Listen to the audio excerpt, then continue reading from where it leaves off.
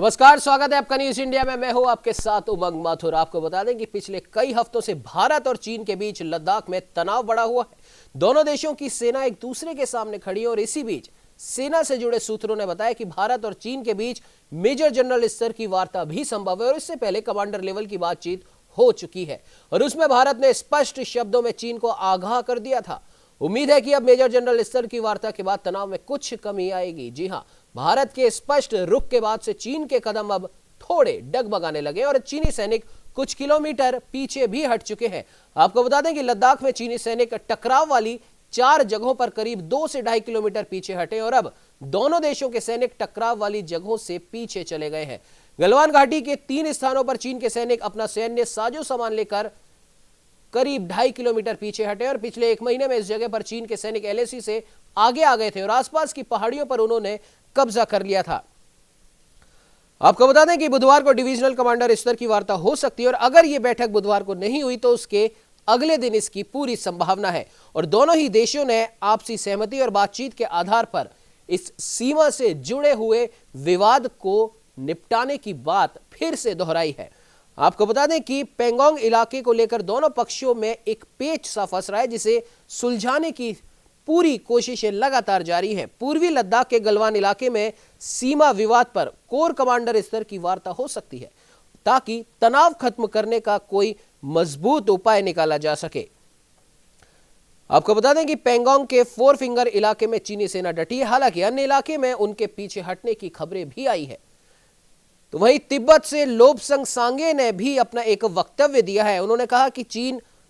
5 fingers यानी कि लद्दाख, अरुणाचल प्रदेश, सिक्किम, नेपाल, भूटान को काबू में करना चाहता है। पिछले 16 साल से वो इन जगहों पर इस प्रकार की हरकतें लगातार कर रहा है और अब उसने लद्दाख में अपनी गतिविधियां बढ़ा दी हैं। फिलहाल वुहान की वजह से चीन पर अंतर्राष्ट्रीय दबाव है। उन्होंने कहा कि चीनी सरकार ने तिब्बत में विकास और समृद्धि के नाम पर सड़क बनाने की बात कही थी, लेकिन उन सड़कों पर अब हथियारों से भरे ट्रक चल रहे हैं। उन्होंने कहा कि जब तक चीन और तिब्बत का यह मुद्दा हल नहीं होता है तब तक लगातार सीमा पर घुसपैठ और इस तरीके की हरकतें जारी रहेंगी। इस प्रकार के मुद्दे चीनी सरकार पर आंतरिक या फिर अंतर्राष्ट्रीय दबाव पड़ने पर अक्सर आते रहेंगे। जी हां, ये काफी गौर करने वाली बात है जो तिब्बत से लोब्संग सांगे ने कहा है कि और अगर हम गौर करें तो पिछले 16-17 सालों में जब जब चीन पर अंतर्राष्ट्रीय दबाव पड़ा है किसी भी मुद्दे को लेकर, तब तब चीन ने अक्सर भारत की सीमाओं में इस तरह की हरकतें करी हैं और जब तक भारत और चीन से वापस भारत तिब्बत में नहीं बदल जाती तब तक ऐसे तनाव लगातार जारी रहेंगे। और उन्होंने साथ ही साथ साफ तौर पर यह चेतावनी भी दी है कि अगर चीन को लगता है कि तिब्बत उसका साथ देगा तो यह चीन की सबसे बड़ी गलतफहमी होगी। आगे उन्होंने कहा कि 1954 में भारत चीन के बीच शांतिपूर्ण संबंधों को लेकर एक पंचशील समझौता हुआ था और इसी पंचशील समझौते के तहत भारत ने तिब्बत में चीन शासन को स्वीकार किया, लेकिन 1959 में दलाई लामा के भारत में शरण लेने के बाद से ही दोनों देशों के संबंधों में लगातार तनाव देखा जा रहा है।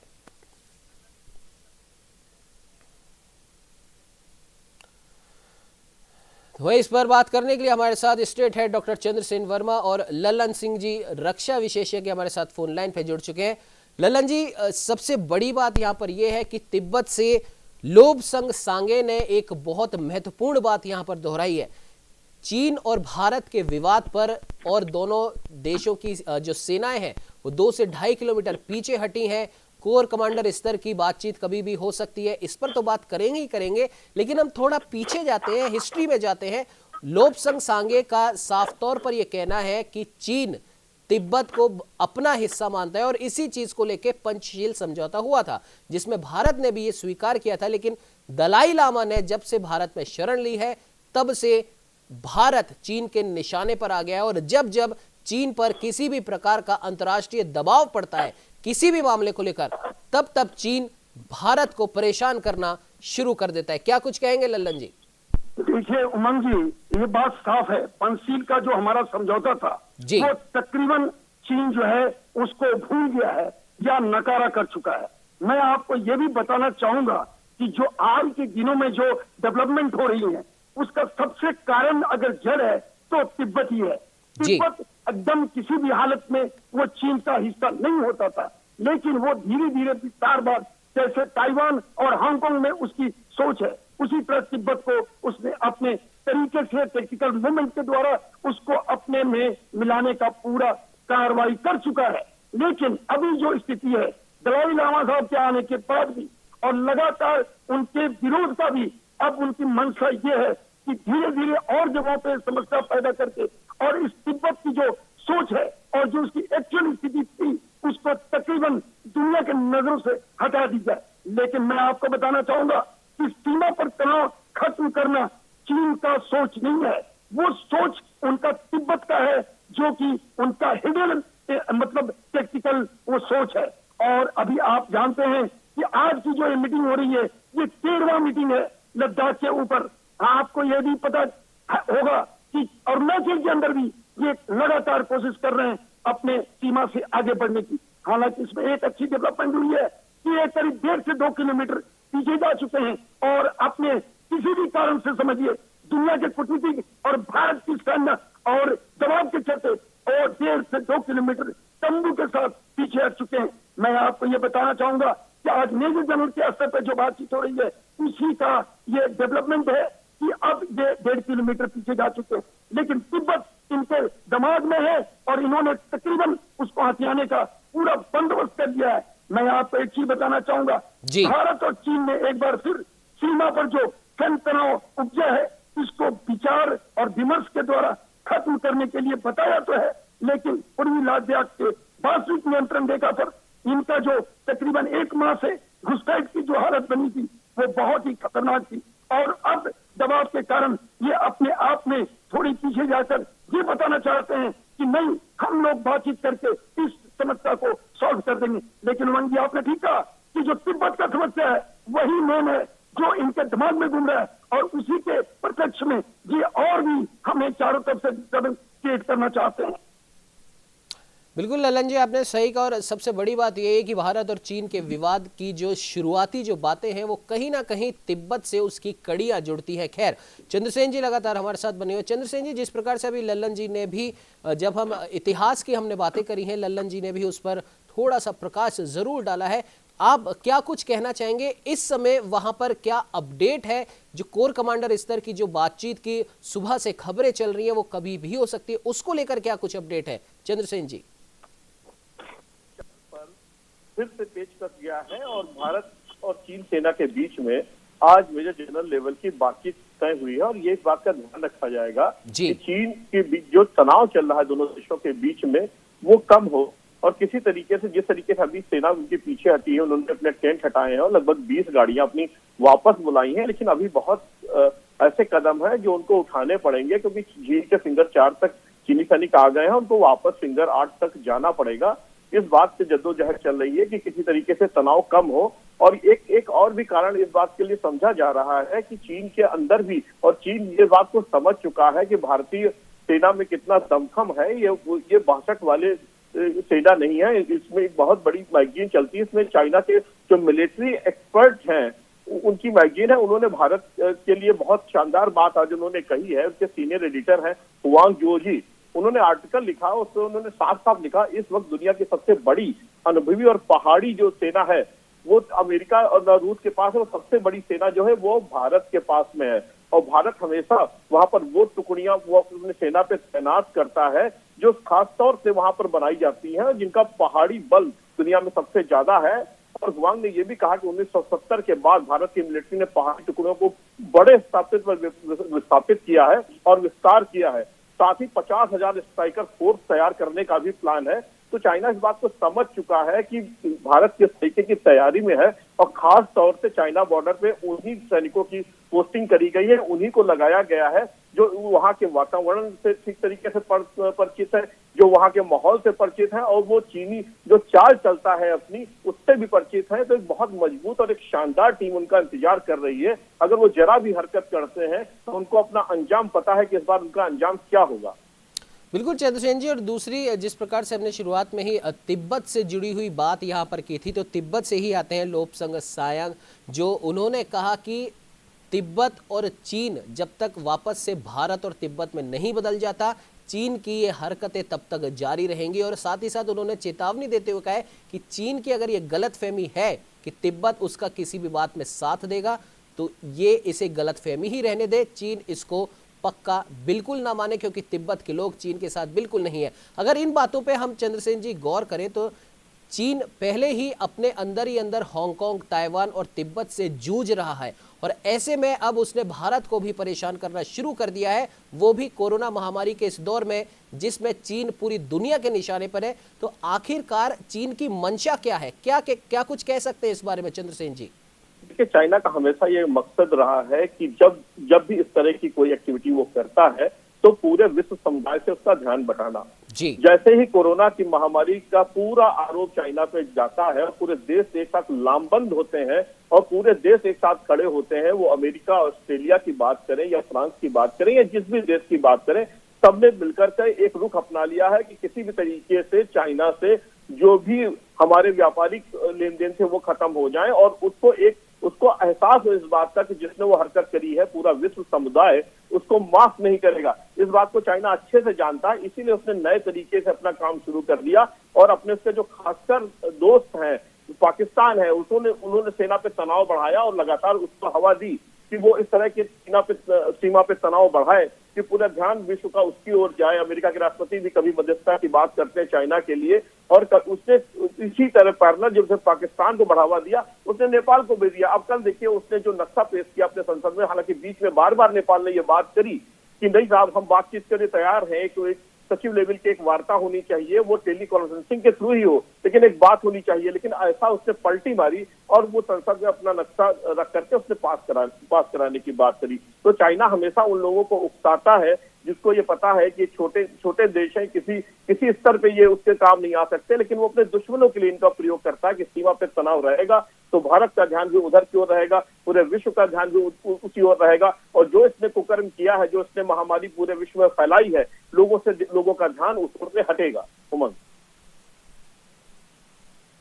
जी चंद्रसेन जी, बिल्कुल आपने सही कहा। और साथ ही साथ ललन जी, आपसे एक चीज हम यहाँ पर पूछना चाहेंगे कि जिस प्रकार से चीन ने जब पहले हमारी मेजर जनरल स्तर की वहां पर बातचीत हुई थी, उसके एक दिन बाद ही चीन ने अपने क्षेत्र में युद्ध अभ्यास किया, फिर उसके बाद फिर से भारत की तरफ से उसे चेतावनी दी गई, इस चीज़ की आशंका जाहिर की गई कि जब हम शांति स्तर की बात हम कर रहे हैं तो आप अपने वहां पर इस तरह की चीज़ करके क्या कुछ दिखाना चाहते हैं। तब वो युद्धाभ्यास वहां पर बंद हुआ, और अब जब खुद NSA अजीत डोभाल को इस पूरे मामले में उतरना पड़ा, अजीत डोभाल के स्तर पर जब बातचीत हुई, तब जाकर चीन की सेनाएं उस इलाके से 2 से 2.5 किलोमीटर पीछे हुई। हालांकि हमारी सेना भी उतनी ही पीछे हुई है, और अब जाकर ये हो रहा है कि कमांडर जनरल स्तर की वहां पर बातचीत की जाएगी। तो आखिरकार जब चीन को इतनी बार चेतावनी दे दी गई है, उसको समझा दिया गया है, और कहीं ना कहीं चीन को भी ये पता है, जैसा कि चंद्रसेन जी ने भी कहा कि ये 1960 या 1962 वाला भारत ये नहीं है, ये 2020 का भारत है जो आंख में आंख डालकर बात करता है। फिर भी इस तरह की हिमाकत करके क्या सिर्फ और सिर्फ अंतर्राष्ट्रीय स्तर पर कोरोना वायरस से जो उसकी बदनामी हो रही है, वहां से नाम उसको अपना जो एक तरीके से हम कह सकते हैं ध्यान हटाना है, या और कुछ इसके पीछे उसकी मंशा है? देखिए उमंग जी, असल में बीजिंग का जो अंदेशा है वो भारत के बारे में वो सोचता है कि अक्साई चीन का जो 37,000 वर्ग किलोमीटर का हिस्सा है उससे भारत अपने कब्जे को बना सकता है। चीन इससे भी, क्योंकि उसको ऊपर नजर बैठा के रखा है और वो डर रहा है। मैं आपको दूसरी चीज ये बताना चाहूंगा कि आप इस चीज को अनदेखा नहीं कर सकते कि इस विवाद में जो चीन है वो ताइवान, हांगकांग से लेकर अमेरिका के साथ व्यापार और तमाम पहलुओं पर जो है विदेश नीति लगातार आक्रामक बना रहा है। ये खास कारण ये है कि जो चीन है वो एक ही चीज पे नहीं सोचता, वो विस्तारवाद के साथ अपनी अर्थव्यवस्था के ऊपर भी अपनी नजर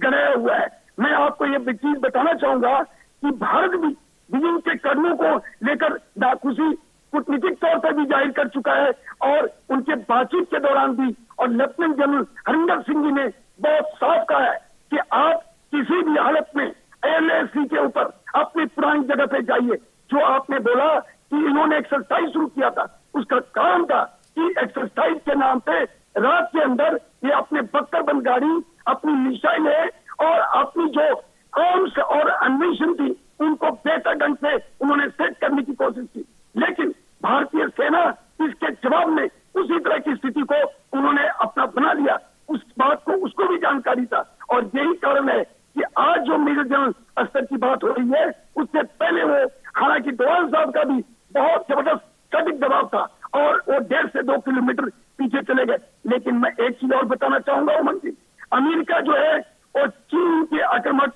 होने वाले टरों को निपटने के लिए वो भी अपनी कार्रवाई कर रहा है। ऑस्ट्रेलिया भी जो है इनके ऊपर दबाव बना रहा है। मैं मानता हूं कि पाकिस्तान और अब नेपाल भी कुछ हमारे भारत विरोधी ऐसे हरकत कर रहे हैं जिसमें हमें कुछ थोड़ी सी डिस्टर्बेंस हुई है। अभी आपने देखा इस साल एक आतंकियों को घाटी के अंदर मार दिया गया और आप सोफिया का हालत देखिए, आज भी वहां पे 2 आतंकियों को खात्मा किया गया है।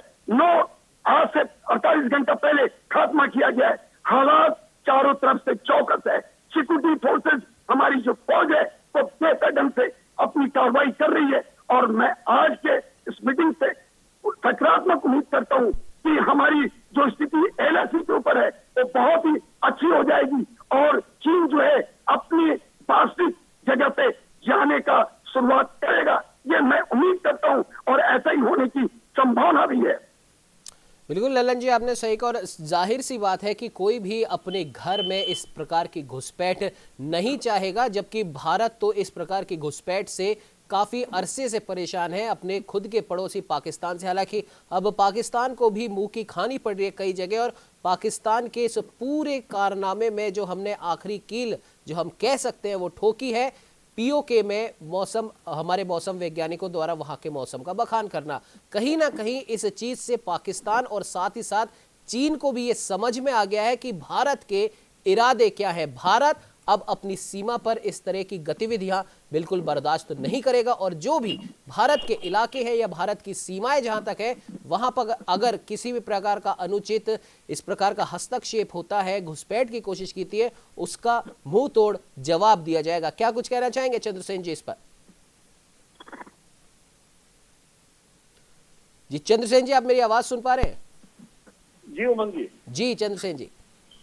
इस समय जो सेना की स्थिति है वो पहले की स्थिति से बहुत बेहतर है और सियाचिन की ऊंचाई के ऊपर भी भारतीय सेना मौजूद है। जो सोर्सेज है मैं वो बताना चाहूंगा कि भारतीय सेना ने सियाचिन ग्लेशियर से सैकड़ों ऊपर आउटपोस्ट बनाए हैं, जिनमें कुछ 5000 मीटर की ऊंचाई तक है। इनमें 6 से 7000 फाइटर तैनात है और सबसे ऊंचा पोस्ट जो है वो 6759 मीटर पर बनाया गया है। इसके अलावा जो रिपोर्ट है वो कहती है कि बहुत से हथियार जो बाहर से मंगाए गए, इसके अलावा इंडिया ने खुद बहुत से ऐसे हथियार तैयार किए हैं जिनसे मात दी जाएगी। भारतीय सेना ने बड़ी कीमत पर यूएस से एडवांस हैवी इन्वेस्टमेंट पर खर्च करती है, जिसमें M777 सबसे हल्की होकर और मतलब इस तरह के हेलीकॉप्टर हैं जिनसे उनको उड़ा दिया जाएगा और पूरी तरीके से भारतीय सेना मुस्तैद है, तैयार है। और सबसे बड़ा जो फायदा मिलता है क्योंकि 1962 की घटना के बाद में जो भारतीयों ने सबसे बड़ा चेंज किया है वो ये किया है कि दुनिया की सबसे बड़ी अनुभवी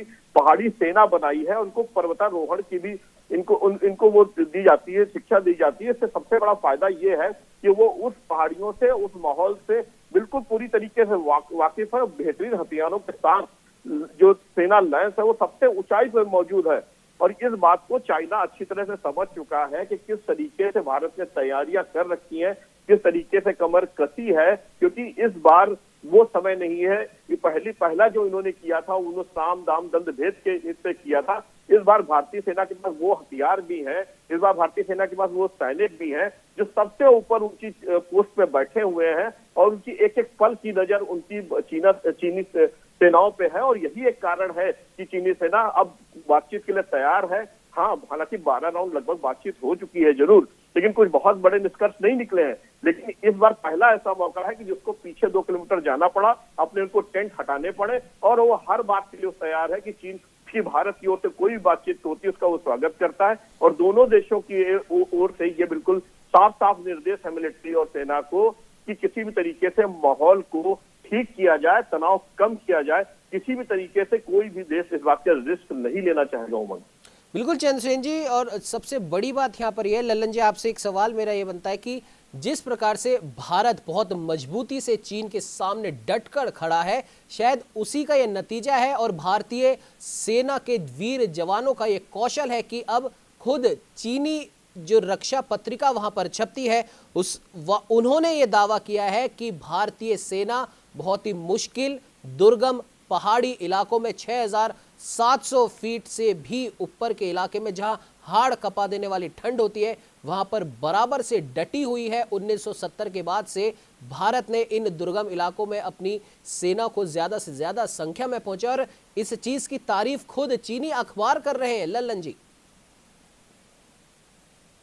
LAC हो या LOC हो जी, इनके बुनियादी ढांचा मजबूत कर रहे भारत का जो सैनिक और जो हमारी सरकार है, उनके प्रयासों में अगर माना जाए तो चीन केवल अरंगा लगाने की कोशिश कर रहा है। भारत की जो सामरिक मोर्चे हैं, जैसा मैं आपको बताना चाहूंगा, माउंटेन वेयरफेयर हो या डेजर्ट वारफेयर हो या और जगहों पे हमारी सेना बहुत ही मजबूत है और इसमें हमारी जो काबिलियत है वो बहुत ही असरदार है। इसीलिए जो चीन की पत्रिका है वो भी साफ बता रही है और चीन का जो इनपुट है उनको पता चल चुका है कि माउंटेन वारफेयर में इनके जो फौजी हैं वो बहुत अब एक्सपर्ट हो चुके हैं। और मैं एज ए रक्षा जानकार होने के नाते बताना चाहूंगा कि हम इतने काबिल तारीफ हैं कि दुनिया में किसी भी माउंटेन वारफेयर को हम सफलता से जीत सकते हैं। मैं आपको ये भी बताना चाहूंगा कि जो चीन जो है वो अपने महत्वाकांक्षी योजनाओं पे आगे बढ़ना चाहता था,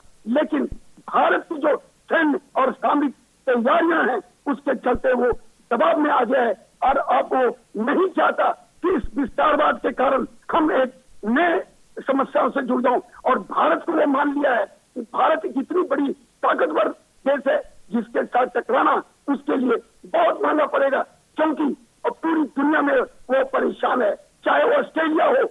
उसका अमेरिका हो, सबका इनके ऊपर दबाव है। कोरोना इनके लिए आफत मचा हुआ है। मैं यकीनन आज बोल सकता हूं कि अब चीन जो है आज के बातचीत में ये मान के कोशिश करेगा कि हम किसी तरह से बातचीत के द्वारा इस ऐसा बना दें कि आने वाले दिनों में हमारे ऊपर